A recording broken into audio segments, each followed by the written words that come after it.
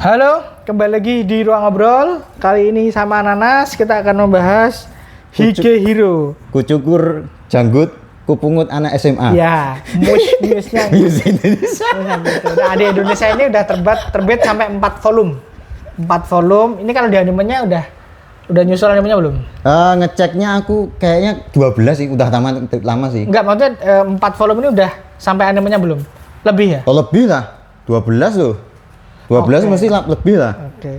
Nah ini premisnya gimana Nas, Hige Hero? Ya seperti saya ingin sebutkan tadi, jadi setelah Bapak Yoshida ini Kucukur jenggot. mencukur jenggotnya, memungut anak SMA yang dia itu ya intinya kabur lah. Jadi sebenarnya trop dojin ya. Iya. Dojin trop komik-komik hentai ini tuh. Kayak gitu. Umumnya makanya kemungkinan banyak yang salah paham ketika membaca di awal tuh bakal terjadi gimana. Tapi ternyata awalnya tuh aku bacanya aku nonton juga kan. Oh nonton dulu. Aku nonton dulu. Itu awalnya akan terasa ringan awalnya. Aku mah bayanginnya tuh kalau nggak ngomongin moral dan sebagainya, ini tuh mah kayak Seiko-san yang rubah itu loh. Seiko-san helpful, aduh aku ya nggak hafal, ada di Miss juga itu. Jadi ya intinya tuh ada orang kantoran pulang terus di rumah ada yang nyambut. Oh iya. Nah itu. Slice of life kan. Awalnya sama aku awalnya berpikir akan kayak gitu. Slice of life, ternyata yang dibahas isu sosial. Isu sosial banget. makanya di MNC itu dia juga masuk di Akasa. Ada kelihatan nggak? Ya, nah, ini buat. Oh di sini toh? Oh masuk. Masuk di Akasa dewasa karena emang temanya tuh berat banget sih. Temanya berat. Kenapa sih Sayu itu lari, kemudian Goto itu juga berusaha menjadi orang dewasa yang benar ya. Ya. Dan bagaimana ini dulu pas lagi. Kok Goto? Goto-san kan? Yoshida, Goto itu yang cewek Goto itu ya. yang nolak nganu. Bagaimana dia berupaya dia memungut orang tuh seperti memungut. Dia menganggap saya itu kalau aku ngelihat dia nganggap saya itu kucing. Iya. Jadi ya udah bagaimana dia memelihara kucing. Bener. Dia untuk melindungi pemikiran apa ya? Hasrat aneh. Ya. Bukan aneh sih, hasrat manusiawi yang bisa muncul, dia tuh bener-bener nganggap saya itu sebagai kucing. Iya, walaupun nggak eksplisit bilang kayak gitu sih. Enggak, aku ngerasanya aja sih. Karena dia memperlakukan saya kan ya kayak gitu kan. Yang ngomongnya kan sebagai wali gitu yang melindungi dia gitu loh. Dan bagaimana ternyata Sayu tuh ternyata dimanfaatkan banyak orang dalam perjalanannya sebelum bertemu Goto itu juga digambarkan dengan cukup eksplisit ya. Eksplisit, ya cukup ngeri. Ya gimana ya? Di Jepang itu sana kan ya memang sengeri itu kan, dan mereka kan kalau melakukan sesuatu kan harus bayar sesuatu gitu. Rasa sungkanya tinggi gitu loh. Nah, karena dia nggak bawa apa-apa ya yang disodorkan yang apa yang dia bawa. Dan itu menurutku tema yang cukup berani sih dibahas, berani dibahas. Dan dibawa ke Indonesia. Dibawa ke Indonesia tuh cukup berani menurutku. Itu. Makanya aku surprise dan aku mendukung komik-komik seperti ini ya, dalam arti pilihan bacaan yang berbeda. Dalam arti jadi opsi bacaannya itu jadi macam-macam gitu loh. Nah, ini tolong dilanjutin ya teman-teman DWNC. Ya, lanjutkan. Yang belum beli. Yang soalnya teman-teman yang pengen punya opsi bacaan berbeda itu menurutku Akasa itu salah satu tempat yang macam-macam sih di sana. Banyak banget. Pembunuhan ada. Dan ini juga ada. Norma kalau ini ngomongin norma masyarakat.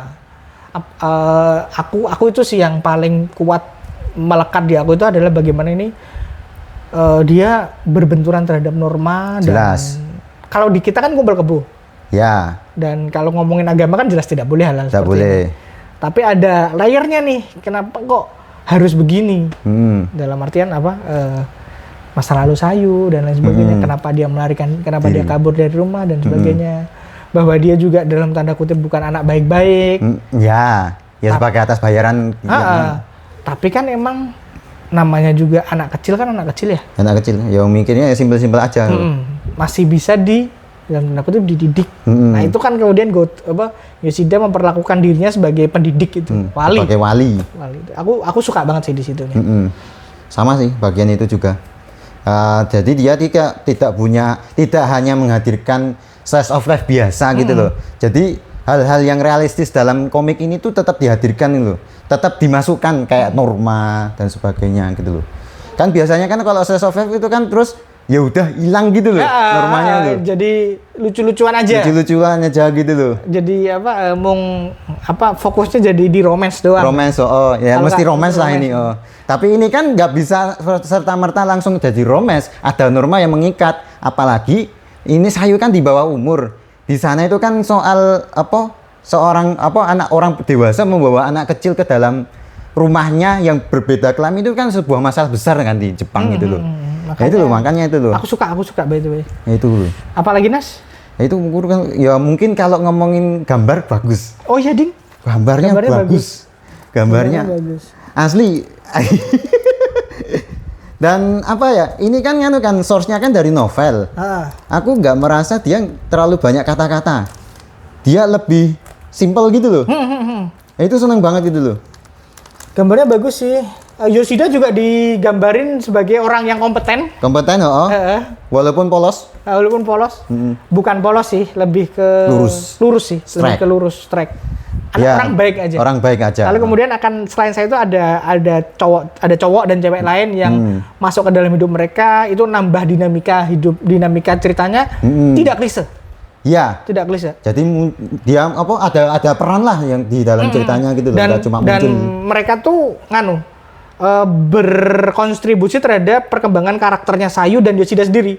Yoshida sendiri sebagai karakter dia juga akan nanti bertumbuh. Dia nggak cuman jadi Geristu gitu, orang baik aja gitu. Enggak, nanti dia juga punya nafsu yang ditahan dan dia punya sisi-sisi yang gelap juga yang nanti akan bertumbuh karena Sayu dan karena peran orang-orang lainnya itu. Itu tuh top. Jelas kan akhirnya kan dengan keberadaan diingatkan sama Goto, kamu yakin nih bahwa ini kamu kamu memandang Sayu itu sebagai anak SMA biasa gitu, tapi lama-lama dia itu nilainya akan berubah itu loh. Nah itu diingetin gitu loh. Witing Tresno jalaran sama kulin. Dan akhirnya kayak blue box. Iya kan? Ya betul sekali kayak blue box. Oh iya bener ya. Kan tinggal bersama itu. Iya kan? bener. Nah, itu kan akhirnya kan dia si Yoshida sendiri akhirnya menyadari perasaannya sendiri gitu loh. Walaupun denialnya cukup lama sih nanti. Denial iyalah ya gimana karena gap umurnya gitu jauh juga. Nah endingnya seperti apa aku belum tahu. Akan lebih baik kalau tidak bersama sih. Tapi aku lebih seneng dia sama Goto lah.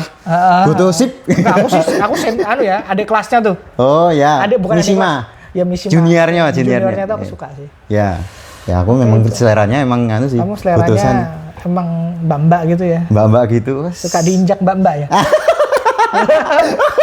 Bener lagi. Oke, itu aja sih. Satu lagi catatan. Satu lagi apa? Soal terjemahan. Oh iya kita belum ngomong produk ya. Belum ngomong ya. Gambar oke, terjemahan gimana? Terjemahan aku terkesan kalau terjemahan ya bagus-bagus aja, cukup-cukup aja, bagus. Cuma aku merasa dia kayak menghindari kata berhubungan badan dari awal. Oh iya. Ada sensor terjemahan ya? Ada sensor terjemahan. Bahkan ketika si cowok brengsek, astagfirullah. Nggak apa-apa ya? Ya nggak apa-apa, emang brengsek kan. Itu datang mendatangi Sayu, ngomong eksplisit ingin berhubungan badan, itu digantinya dengan intim. Itu kan ya bagus nggak bagus ya? Kalau menurut jenengan. Nah, tapi kalau aku merasa itu normal sih. Normal ya. Cuma lanjut aja kalau apa. Masalahnya ini ada satu karakter yang namanya Asami. Dia itu kan digambarkan sebagai Gyaru kan. Dan Gyaru kan sebagai Gyaru kan ngomongnya nyablak gitu loh. Kenapa dia menggambarkan si cowok brengsek itu dengan kata laki perek? Itu kan buatku kasar banget gitu loh. Kenapa nggak diganti dengan laki brengsek atau lelaki bejat lah? Kan bisa gitu loh. Untuk ini loh biar konsisten gitu menurut. Nah, itu loh. Ya itu mungkin valid sih buat beberapa orang ya soal itu sih. Kalau aku sudut pandangnya agak berbeda sih bahwa berhubungan badan, berhubungan intim itu adalah dua kalimat yang setara menurutku. Ya itu nggak ada hubungan intim tok. Oke. Tidak ada berhubungannya. Tidak ada hubungan. Jadi ngomongnya cuma soalnya intim. Aku lost di situ. Jadi dalam artian aku tidak merasa itu masalah gitu. Tapi kalau ada yang merasa itu masalah dalam artian enggak, aku yakin si cowoknya ngomongnya itu eksplisit. Tapi di sini ngomongnya diganti intim untuk menghindari gitu ya? Untuk menghindari kata-kata berhubungan badan yang lebih itu mesti jorok itu kok. Iya. Tapi kenapa laki yang perak itu gitu loh? Nah, ya, itu yang disayangkan gitu loh. Apa ya, kurang konsisten ya? Ya kurang konsisten aja dalam gitu. Tapi itu minor sih ya, bukan yang gimana-gimana. Oh. Soalnya kalau ngomongin sensor gambarnya juga tidak terasa ada sensor sih. Ya ada sih sebenarnya. Ada, cuma kan nggak parah. Nggak parah. Nggak tiba-tiba sinar dewa. Ah ya itu. Yang di sinar mana, yang di sensor mana. Udah makin jago lah intinya. Iya. Soal sensor gambar tuh. Jadi secara produk ada catatan dari Nanas itu, kalau aku sendiri tidak merasa itu masalah, dan itu kan dua pengalaman yang berbeda dalam membaca ya. Jadi fine aja. Yang jelas secara produk rekomen? Wah, rekomen banget. Aku jujur ya, aku pengen beli ini. Serius. Ya belilah. Nanti dulu, nabung dulu. Oke. Ya nanti link pembelian kalau bisa akan ku kasih di bawah. Cuman soalnya ini baru 4 kolom sih, jadi lebih gampang ngasihnya. bantu. Biar lanjut. Ya kalau laku lanjut pasti akan cepat terbitnya. Oke, thank you. Itu aja sih ya. Itu aja. Sampai ketemu di konten Ruang Ngobrol selanjutnya. Bye.